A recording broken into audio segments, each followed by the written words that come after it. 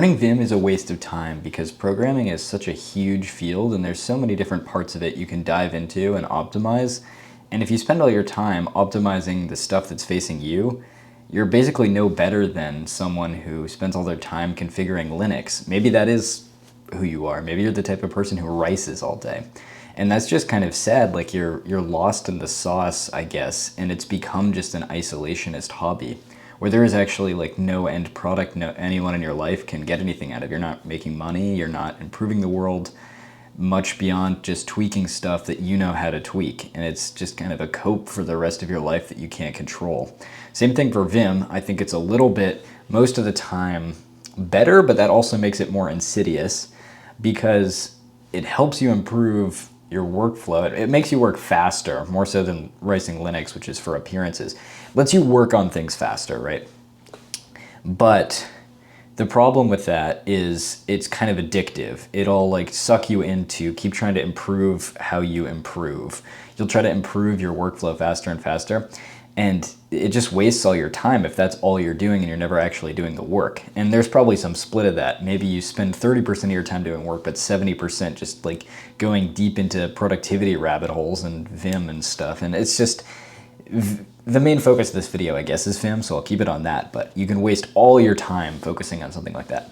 So that's why the LAZYvim distros are some of the best pieces of software written on top of Vim, because they take most of Vim's power, not all of it, but like 80% of it, and they let you access all of that for 20% of the effort, the old 80-20 trade-off, which is amazing because it gives you all that Vim user power without those like 6 months of severe pain, you know? And maybe the 6 months of severe pain make someone like a tiny bit faster than you, but you've had 6 months to write crazy software or to like work on your actual coding projects.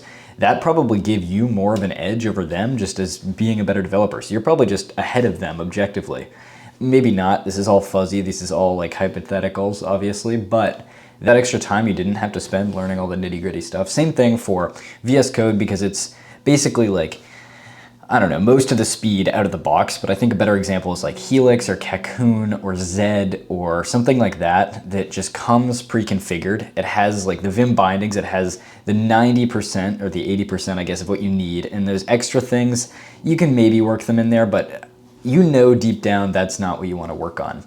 And it's tough because in this field of programming, computer science, it's so big and there's so many little things to it that like workflow engineering, like making your workflow better, making things smoother, is actually a legitimate field. And if you don't believe me, if you're someone who's like so against Vim, like, oh dude, that's a fucking waste of time, I don't know why you'd be watching this video.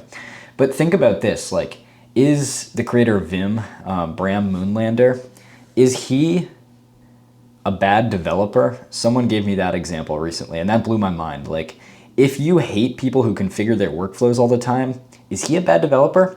No, because he made so many other developers faster, you know? Maybe 10% of Vim users are so obsessed with it, or let's be real, more like 80% of Vim users are so obsessed with Vim that it's wasting their time, but those other like millions and millions of people that use the Vim bindings he invented, which are just a brilliant invention of design, like, and they transcend just Vim, like they're everywhere. Are those like, that was not a waste of time? I feel like most people can agree, right? Like that even though he was a workflow engineer, he basically changed the whole game for so many people. So there are like actual people who that's their thing. They workflow engineer, they make their workflow better. And that's why it's such a confusing thing for me and why I continually get sucked back into the world of just improving my workflow. It's because for me, more than I think the average person, like it's more of a career for me. Like I make YouTube tutorials about Vim. The problem with that is it's not a crazy lucrative or sustainable career because there's so many tutorials out there and it's been done over and over again and 20 other people try to do it, and maybe I can do some things slightly differently and more creatively. Well, more creative, you can't really quantify, but I don't know. I can do it in a way that appeals to more people somehow, or I just do it in a different way that somehow, yeah, hits more people. The thing is, that's not like, you can't build your whole career I mean, maybe you can on teaching people the basics of something. There's enough beginners now, but that's not what I want to do. And I also think that's kind of a smaller field than the amount of people are trying to do Vim tutorials and stuff. I think it's oversaturated for sure. So like, what does that leave, or what's the conclusion of that? It's like, the NeoVim distros are actually a very powerful tool, and it's kind of just the weirdos who go beyond the NeoVim distros that get to this crossroads, where I have at least, that's like, do you focus on some other part of programming, or do you keep going down this route? Because there's so many other parts of programming. It's like, it's literally like a fractal thing. I don't know if this will make sense, but there's just like an endlessly divisible amount of things that you could go down. I mean, you'll get to particle physics eventually, but okay, I'll just give a concrete example. So in the entirety of programming, there's like the customer facing stuff, there's like systems programming, database engineering, and not to mention all the other, like the fields like game development, and think of any different thing you can build. So many different types of programmers, so many different types of languages, and then you can be like, okay, here's an example, right? You work on the React team. That's like just so many levels of abstraction now. You could be working on the way that components are composed. You could be working on the way that React compiles, how optimized things are, like the algorithms behind that. You could be researching like how, I don't know, the chunks of JavaScript get shipped. And those are all examples there in one specific field. But let's go back to workflow stuff and like Vim. You're just focusing on Vim, you're doing Vim tutorials. There are so many thousands of other like subfields of just workflow engineering. Like Vim is one we focus on, right? But then there's also like all the keyboard stuff, like the people that design the PCBs, and like, was designing the Moonlander a waste of time? Was designing all these certain keyboards like the Ferris Sweep a waste of time? I would say no, but now we're at a point where people are doing that in a way that wastes time. Like maybe the Ferris Sweep was a good use of time, but now that we have like the Kinesis Glove Edge 84X Pro Max digital, it's like there's like 85 million of these keyboards that are all essentially the same thing. And then, okay, that's one field. Maybe that's getting oversaturated. What about designing different like layers for your keyboard? I know some people have done this, but the real deep cut research is still on people's blogs, and it's not totally out there in my opinion. Like a lot of people just will make up layers for symbols and commands, and there's not like as much thought put into that as there could be based on what I've seen out there. Like if you've ever tried to actually set up a really optimal layout, I kind of just guessed before, but there's this guy at Google who has a blog someone recommended me to, that's like, he's done like a Python script to find like all the most common key combinations, and he's working with like inner rolling bigrams to get like greater than and equals and like not equals and all the programming symbols like as comfortable and as minimizing in switches as possible. That, I think, has yet to be brought as mainstream as the fucking 500 billion different versions of the same ergonomic keyboard. But there's just so many subfields, and like, there's one, and then, I don't know, there's window managers have been gone into a ton, but there's probably more subfields in there too. And you could just go on and on and on. Like maybe another thing I haven't seen fully explored as much as I want to is snippets. And maybe like even GPT powered snippets that like expand conditionally into GPT generated code based on certain like capture groups and stuff. LuaSnip, the tool, can do any kind of arbitrary regex captures into different slots. And if you've ever looked at LuaSnip, there's like an entire world there waiting to be explored. And there are a couple people who like have insane snippet configurations. But again, it's like kind of on the bleeding edge of what we know about this field. So it's like only the weird people who've like written blog posts that have been seen by like 50 other people know about this stuff. You know, if you know, what's his name? Giles Castell or something, who unfortunately died, but he was a math major who had crazy snippet situation. But I haven't really seen that as much for computer science, but that would be an amazing thing to explore. I think once something hits like mainstream YouTube, it kind of becomes more oversaturated as other people like look to the biggest creator in that space and then try to copy it or do their own version of it. But I don't know, that's just kind of the nature of stuff. It kind of trickles down in understanding. It trickles down to like the more noob level as the field matures. And what I mean by that is like, if you just look at Vim or VI, like originally to use VI, you had to be such like a Chad. You had to read so many manual pages. Like there was no VI tutorial, like how to use the jump list in Vim, like 15 tips and tricks for Vim. Those videos did not exist. So back in the day, you had to read the Vim manual, so everyone is really cracked. And then eventually someone is like, hey, that was really a lot of work to read the Vim manual. That took me a really long time. I'm gonna go make a tutorial on YouTube and condense that information a little bit, make it more accessible. I guess condense isn't the right word because it's already as dense as possible, basically, but I'm gonna make that easier to understand for a noob. So they go on YouTube, they do that, and then Vim gets like these layers built on top of it. And this is getting back to the distros. It's got those distros built on top of it. It's got pre-configured stuff. And that's arguably a good thing because now we've saved some time for the beginners getting in. If you don't care about the workflow layer, these LAZYvim distros are absolutely phenomenal, and you can get to cracking on whatever problem you do. Maybe you're a board game engineer. Maybe you're designing like the heads-up displays for forklifts or something, you know, and you don't want to fucking touch a Vim configuration, but you need to use something on a command line. Boom, you've got LAZYvim or whatever. You know, for a lot of people, those distros and Helix and all that stuff is just perfect. It's exactly what they need, and that abstraction is great. There is kind of a double-edged sword. There's a bit of a trade-off to everything, though, and I'm seeing that more and more as I grow up and mature, is that, oh, that was fucking cringe. Whatever. Yeah, there's a trade-off to everything. And the trade-off with that is we've abstracted things and made them easier. So in the case of Vim, if you're just watching all the tutorials, like 5 tips and tricks, and you're watching like, here's the 20 most useful Vim tips or whatever, all that stuff. And you know, I literally make those videos. I'm bashing on myself and not just like other creators in this space. Like this is literally me we're talking about here. Those videos are good, but they also, they kind of not distill, that's what I've said before. They kind of just make it easier for people to get into Vim.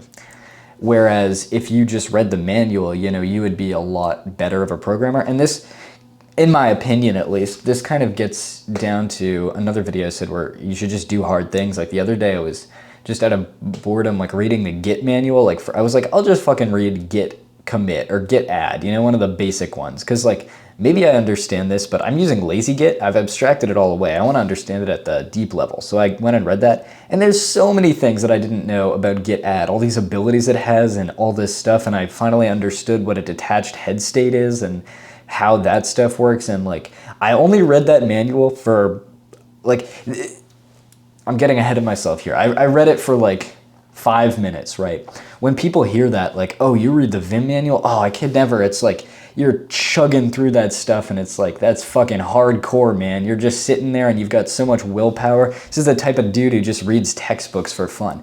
Dude, it is not like that at all. That shit is so difficult.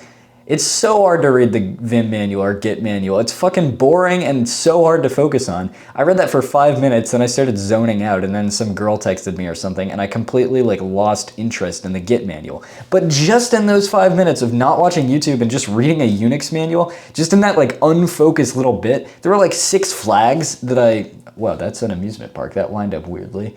But there were 6 like feature flags you can pass to Git that I never knew about that like, I mean, some of them, like there was a hierarchy, like 2 of them, like I just like changed the way I look at Git completely. And I'm saving those for tutorials. Fuck you, you're not getting free information out of me. But yeah, it absolutely like rocked my world. I was like, wow, all the distillation that's happening into like shittier versions of the same information is such a racket on YouTube and other things like fucking Coursera and Udemy and all that stuff. It's like people are just making a living off of you being lazy, and it's not entirely like they're doing it maliciously. It's like there's genuine demand because it's hard to do this stuff. And like I just said, like it is not easy to go and read these manual pages. It's not easy to just do the hard work, but the hard work pays off so many more times over, and it's just so much better than I lost my train of thought. Oh, then watching people on YouTube. Yeah, see, like, that was not intentional. I legitimately just lost my train of thought, but that was a great example of how unoptimal I am at conveying information, whereas the Unix manuals were written by, like, geniuses. Like, you're reading the Git manual, and it occurred to me, or the Vim manual, I'm reading some, like, original work by the author of this software that's holding up the entire world. This guy's fucking a genius. Like, why am I going to some random kid on YouTube to watch some fucking distilled content. It's just like, why would you ever do that when you have access to the source? And to be fair, back to the like, it's hard to just like read the manuals. I see that the demand here is legitimate, and like, again, there's trade-offs to everything. You thought I was just glazing the manual readers the whole time? No, there's trade-offs to all of this. That's why LAZYvim and LunarVim and the fucking other ones, Helix, are actually a great thing, because some people just don't want to do that. Some people don't want to go deep on a certain tool, and they want the stuff abstracted away, and that's totally okay. And not to get like too philosophical here, but there's only a certain number of people, and probably you're in this group if you're watching this, who actually love to program, who actually love software engineering. You're in the vast minority. You're gonna find about 90% of other people don't code because they like to code. They code because they want money so that they can have a family, so they can do other hobbies. For them, it's just kind of, that's how they get the bread, you know? And so for a person like that who just can't read manuals, who's just not that into it, tutorials are absolutely essential, you know, as a stepping stone for people to get there. If they're never gonna get, there are gonna be so many developers, 9 out of 10, maybe even like 99 out of 100 developers are never going to watch the kinds of tutorials I put out. Like, no one wants to know how the fucking earlier command time traveling works in Vim. You know, it's just, there's only a small percentage of people who actually will watch that. And you're in that percentage. Most people just don't care, so those tutorials are great. And even for the people that do care, like me or you, or someone who just loves the field for the field's sake, and it's just like, man, I'm fucking autistic about Vim. These registers just like, they got me going, you know? I just love to see this little machine in motion, this elegant little piece of C code that's all like so tightly constructed. And okay, all right, on to the point, like, even people in that camp can benefit from tutorials, because not all of them are like the type of super hardcore person who's able to just read manual pages. And maybe not yet, you know? Maybe you'll get there one day. Maybe you'll have the willpower one day. And I'm saying that to myself too. I'm not saying, oh, I'm ahead of you. I can read manual pages. I think I'm okay at reading manual pages. I've read a good amount of the Vim manual pages, but even to this day, I kind of get lazy and I start skimming them. And that's just because the modern world is just so like ruthless with your attention. And I'm also in college. Like, there's other stuff going on in my life, you know, like I talk to a lot of other people, and there's, I don't know, I just have a lot of other things going on, especially if you're like a, any kind of internet celebrity. Like, I've talked about this before, but you have no idea how much that pulls on your attention. Like, people just contacting you and offering you things 24/7. Like, imagine how hard that temptation is to resist. Like, imagine this. I don't want to get onto myself because this is about LAZYvim, but imagine if you're in a situation where you can get job offers in your email inbox. How do you resist checking that email inbox? I've compartmentalized it a lot, but it's tough because there's just tons of things pulling on my attention. It's just hard to read like manual. It's very dry and very, yeah, it's tough. So anyway, point of the video, there's a lot of trade-offs to everything in life, but one of the trade-offs is LunarVim, AstroVim, LAZYvim.